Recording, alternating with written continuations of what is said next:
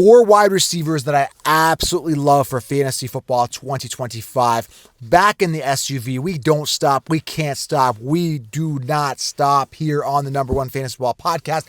Never too early for fantasy football and never too early to talk about wide receivers here in the offseason, fantasy football offseason, that is. We got a little bit of light snow here in the Northeast. Not as cold as the other day, but definitely cold. And I'm not a big fan of snow, but again, this doesn't stop me from producing content on a high level for you and make sure you guys are ready for the season. So in my hand, I've got 4 wide receivers that I absolutely love in a great position to succeed.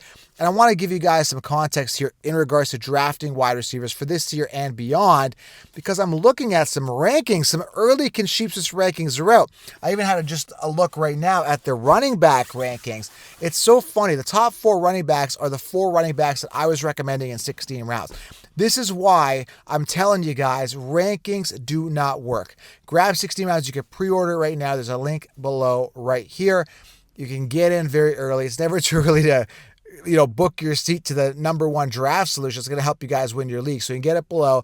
I looked at the running back rankings and they're absolutely insane. It's like Jahmyr Gibbs, Byjan Henry, or Saquon, Jahmyr Gibbs, Byjan Henry. The exact same guys I was telling you to draft last year. Right? While everybody was telling you to waste time with early round wide receivers or Christian McCaffreys of the world. Now, Christian McCaffrey is actually ranked 10th. We're going to do a whole other video on this. That's why you guys have subscribe, thumbs up, turn on the bell, because I want to break this down. You guys need to be aware of what's going on, what the sheep are doing. I mean, it's pretty obvious. They're just copying and pasting based on last year. And we see it every single year. The guy that finished on top last year tends to have a significant fall off or just doesn't finish on top again. Saquon Barkley, coming off a 2,000-yard season, it's highly unlikely he does it again. But we're going to talk about that in other videos. In this video, I really just want to focus on the wide receivers. Now, some people say, well, Joe, the video starts at X amount time in the video. Like, I do these rants at the beginning because there's so much value in them, or I'm talking about NFL breaking news or about trending stories. So it's very important you don't skip this. For those people that do stop, want to skip it, don't complain. There's timestamps. Like I leave timestamps for a reason. So stop whining. I'm going to do these rants because A, it's important information.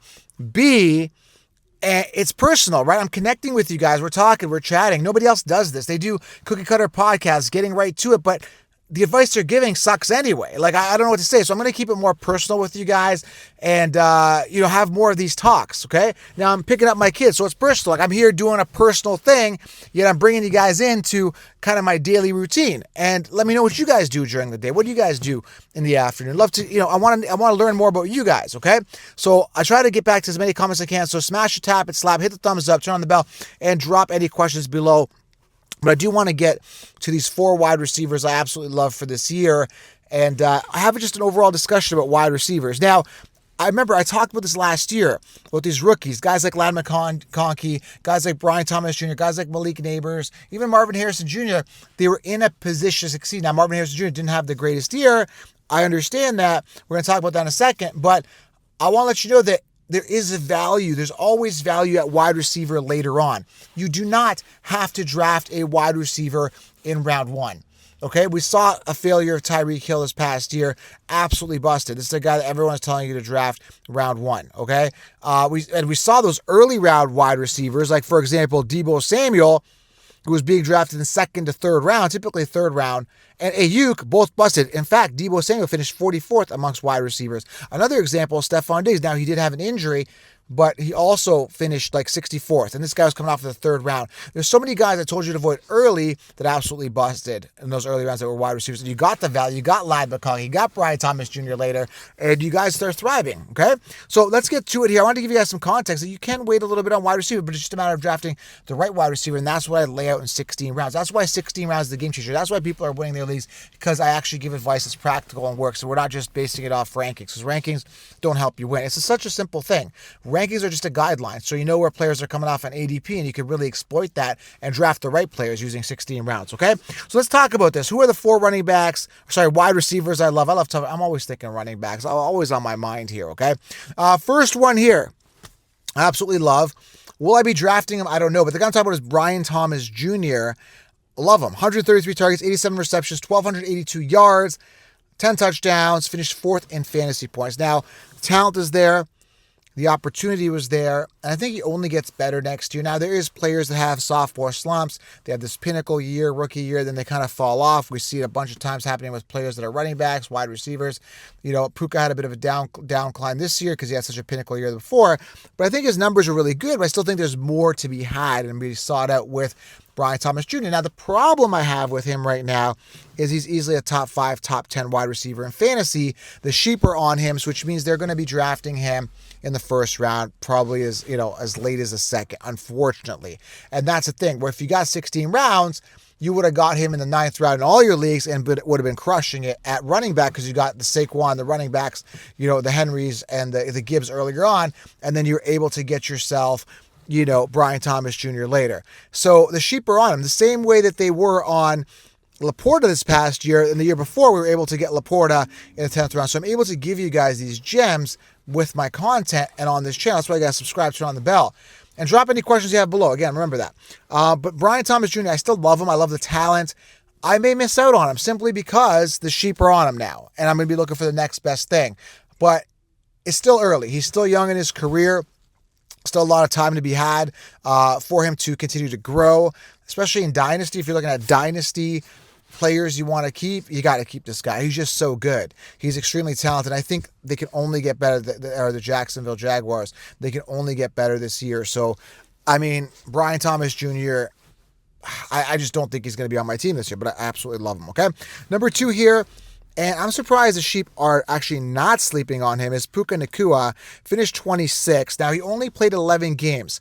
Cooper Kupp played 12 games. Out of those 11 games, he still had more targets, 106 to 100, Puka compared to Cooper Kupp. 79 receptions, just under 1,000 yards with 990, only 3 receiving touchdowns, but he was hurt, he was banged up. I like this offense, and at the time of this recording, playoff run is solid for them, right? I like Kyren Williams. I like this team. My only question would be, how is Matt Stafford's body going to hold up? Is he going to be pushing the ball to him a lot? I think so next year.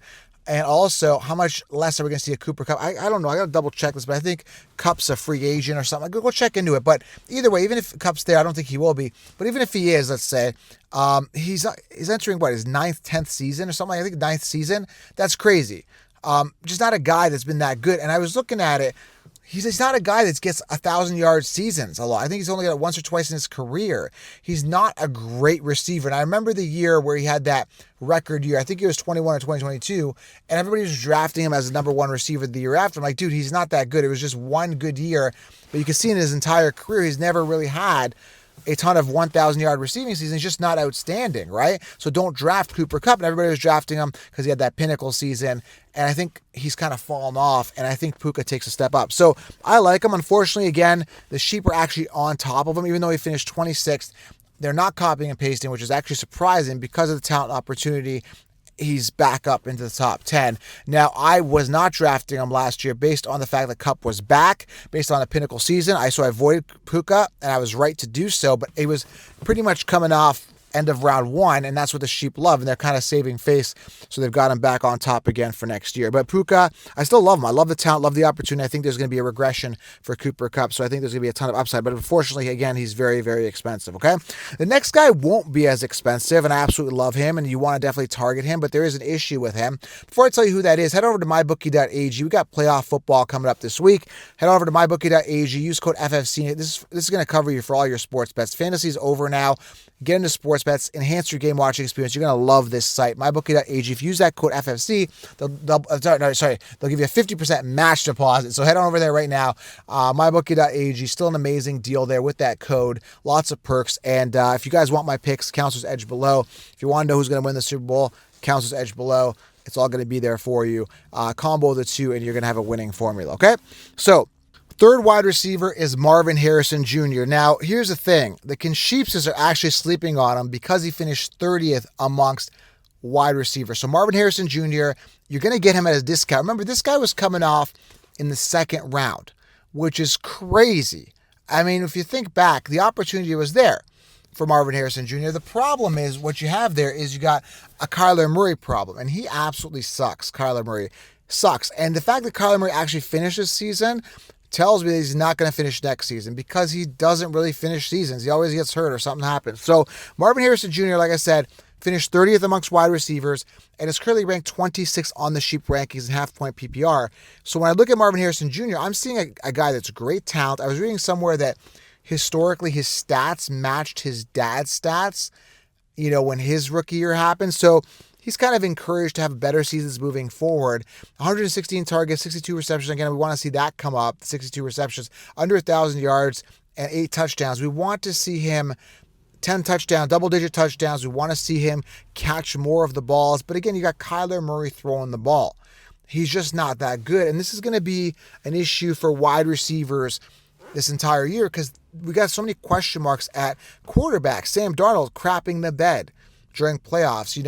Tua just not being that good. Justin Herbert crapping the bed in playoffs. So there's a lot of players that are just like quarterbacks that are just not performing on a high level, and we need them to if we want these wide receivers to thrive. So Marvin Harrison Jr., you can get him for a discount. I got to see where he lands, like in regards to how my team looks. I may want to add him, but again, I'm turned off at Kyler Murray, but you're still getting wide receiver 1. You're still getting a guy who's going to get quite a bit of volume and targets. We just need to see more. And I think if the Cardinals want to win, they really got to utilize a top tier wide receiver like Marvin Harrison Jr.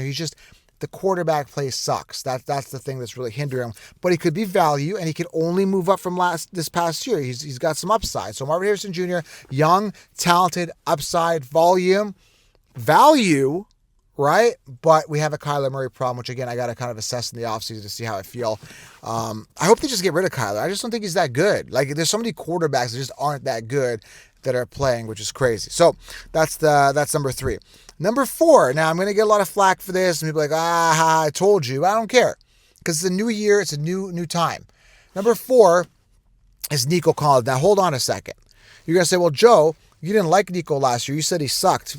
He was in a bad situation, and he did bust. Now you say, well, Joel, he didn't bust. You're calling Nico Collins a bust is crazy. But let me tell you something. He did, because he finished 23rd amongst wide receivers. This guy was a top 10 wide receiver coming off round 2. And I told you to avoid him.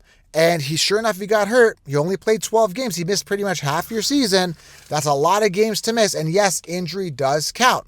So my intuition was right, man. It's like, okay, avoid him, got hurt, and he busted. He still managed, even though he busted, in the 12 games, 1,000 yards, 7 touchdowns, 99 targets, 68 receptions. And we've got torn ACLs from Diggs, who's now heading into his 11th season or whatever he is, right?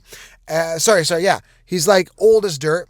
And then you've got torn ACL. He torn his ACL, did Diggs, and then Dell got hurt too, season-ending injury. So you've got his 2 receivers, one's old as dirt, washed up in Diggs, and then you've got him just being CJ Stroud's top target. Now, Stroud had a terrible season.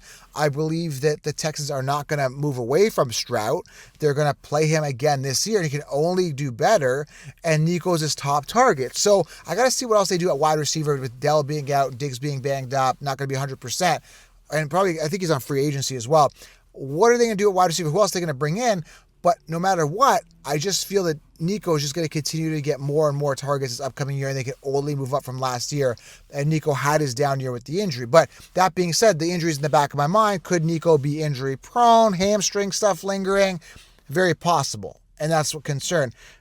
He's going to be expensive. That's another thing I'm really, really concerned about. Even though he finished 23rd, he's one of the Kashif's golden boys, kind of like Puka is, and they're going to just ride him and put him at the top anyway. So I am, again, looking for better value at wide receiver, but I just think if he stays healthy, it's not a 3-headed monster. And that's what everybody was doing. They were drafting like Diggs it was like Nico round 2, Diggs round 3, Dell round 4 to 5. I'm like, dude, there's just not enough volume for all those guys. And people are doing the same thing with like Debo and Ayuk round 3. I'm like, dude, you're crazy. So anyway, it doesn't matter. They're expensive, but I still love these wide receivers based on youth, opportunity, talent, volume, and minimal wide receiver committee, which we're getting a lot of wide receiver committees a lot of places, which is very, very annoying. So let me know what you guys think. Again, in 60 rounds, I'm going to lay out the value, the Brian Thomas Juniors of 2025. So much laying out to do. And again, it all depends on where these rookie wide receivers land and how these depth charts fizzle out, and also free agency. There's a lot of moving parts, but again, we're having that open discussion here in the offseason to give you guys a good sense of kind of what's going on, as we kind of here in the off season. All right, I got to get back, pick up my kids here, and start the car because it's getting cold. Smash it, tap it, slap it. I'll keep the videos coming. I'm going to do some more in the studio. This isn't just always going to be in the car, but I'm going to keep the content rolling. It's just convenient for me to film sometimes in the car. Got a good quality mic here, so I think sound and video is pretty good, and that's the main thing. I'm always about good sound, good video, and good content, of course. Amazing content. Sound and video could be mediocre, but the content's got to be good, okay? Outstanding. We'll talk soon, guys. Smash, tap, and slap it. Head over to mybookie.ag. Use code FFC and put it down to deposit. All right? We'll talk soon. Appreciate you. Wide receivers I love. Content's going to be rolling daily. We'll talk soon. I'm out.